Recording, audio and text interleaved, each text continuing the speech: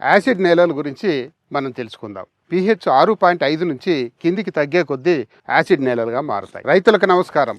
మన రైతు మన సలహాల కార్యక్రమానికి స్వాగతం. సాధారణంగా యాసిడ్ నేలలు మనకు వేజెన్సీ ప్రాంతంలో అంటే వైజాగ్, ఊటీ లాంటి కొండ ప్రాంతాల్లో విపరీతంగా వర్షాలు పడేటువంటి ప్రాంతాల్లో కనిపిస్తాయి. కానీ చౌడు నేలలు మాత్రము కేవలం తెలంగాణ మరియు రాయలసీమ ప్రాంతాల్లోనూ మరియు కోస్తా ప్రాంతాల్లో మనకు కనిపిస్తాయి. అయితే యాసిడ్ నేలలో ఉన్నటువంటి సమస్య ఏమిటంటే ఇక్కడ ఐరన్, అల్యూమినియం ఎక్కువ ఉండటం వల్ల భాస్వరం నేలలో ఫిక్స్ అవుతుంది, పంటలకు అందదు. చాలా పోషక లోపాలు కూడా వస్తాయి.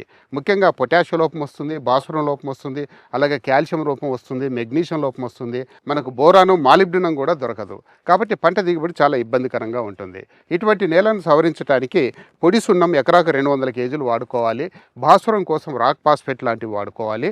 పొటాష్ కోసము సేంద్రియ పొటాష్ లాంటివి భూఔషధ్ లేదా పీడిఆర్ లాంటివి వేసుకోవాలి. తర్వాత పైపాటున నానో ఎరువులు లాంటివి పిచికారీ చేసుకోవాలి.